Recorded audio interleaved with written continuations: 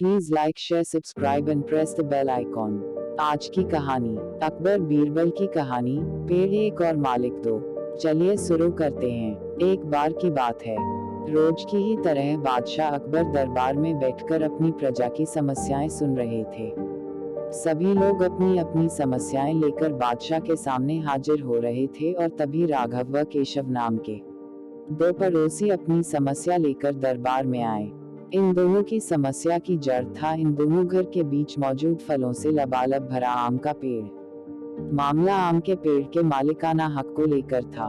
राघव कह रहा था कि पेड़ उसका है और केशव झूठ बोल रहा है। वहीं केशव का कहना था कि वह पेड़ का असली मालिक है और राघव झूठा है। पेड़ एक और मालिक दो का मामला बहुत उलझा हुआ था और दोनों में से कोई भी हार मानने को तैयार नहीं था। दोनों पक्षों की बातें सुनकर और सोच विचार करने के बाद बादशाह अकबर ने यह मामला अपने नवरत्नों में से एक बीरबल को सौंप दिया। मामले को सुलझाने और सच्चाई का पता लगाने के लिए बीरबल ने एक नाटक रचा। उस शाम बीरबल ने दो सिपाहियों से कहा कि वे राघव के घर जाएं और कहें कि उसके आम के पेड़ से आम चोरी हो रहे हैं। उन्होंने दो सिपाहियों को केशव के घर जाकर भी यही संदेश देने को कहा। साथ ही बीरबल ने कहा कि यह संदेश देने के बाद वो उनके घर के पीछे छिपकर देखे कि राघव और केशव क्या करते हैं। बीरबल ने यह भी कहा कि राघव और केशव को पता नहीं लगना चाहिए कि तुम उनके घर आम की चोरी की सूचना लेकर जा रहे हो। सिपाहियों ने बिल्कुल वैसा ही किया जैसा बीरबल ने कहा। दो सिपाही केशव के घर गए और दो राघव के घर। जब वो वहां पहुंचे तो उन्हें पता चला कि राघव और केशव दोनों ही घर में नहीं थे। तो सिपाहियों ने उनकी पत्नियों को यह संदेश दे दिया।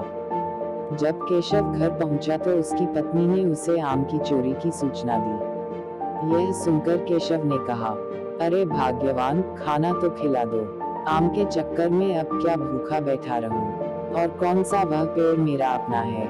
चोरी हो रही है तो होने दो, सुबह देखेंगे। यह कहकर वह आराम से बैठकर खाना खाने लगा। वहीं जब राघव घर आया और उसकी पत्नी ने यह बात उसे बताई तो वह उल्टे पैर पेड़ की तरह दौड़ पड़ा।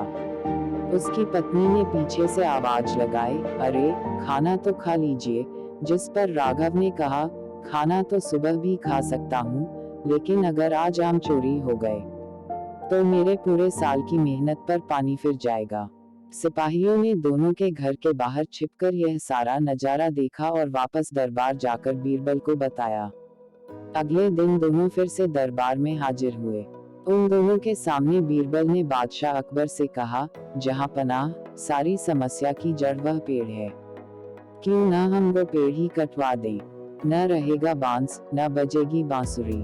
बादशाह अकबर ने इस बारे में राघव और केशव से पूछा, इस बारे में आप दोनों का क्या ख्याल है? इस पर केशव ने कहा, हुजूर आपकी हुकूमत है, आप जैसा कहेंगे मैं उसे चुपचाप स्वीकार कर लूंगा। वहीं राघव ने कहा, मालिक, मैंने 7 वर्ष तक उस पेड़ को सींचा है। आप चाहें तो उसे केशव को दे दीजिए, लेकिन कृपा करके उसे कटवाएं न। मैं आपके आगे हाथ जोड़ता हूँ। उन दोनों की बात सुनकर बादशाह अकबर ने बीरबल की तरह देखा और कहा, अब आपका क्या कहना है, बीरबल? इसके बाद बीरबल ने बादशाह को बीती रात का किस्सा सुनाया और मुस्कुराते हुए कहा, हुजूर, पेड़ एक और मालिक दो, ऐसा कैसे हो सकता है? कल रात हुई घटना और आज हुई इस बात के बाद यह साबित हो चुका है कि राघव ही पेड़ का असली मालिक है और केशव झूठ बोल रहा है। यह सुनकर बादशाह ने बीरबल को शाबाशी दी। उन्होंने अपने हक के खातिर लड़ने के लिए राघव को बधाई दी और चोरी करने व झूठ बोलने के लिए केशव को जेल में बंद करने का आदेश दिया। Moral of the story is, एक पेड़ और दो मालिक कहानी से हमें यह सीख मिलती है कि परिश्रम किए बिना छल से किसी और की चीज चुराने का अंजाम बुरा होता है।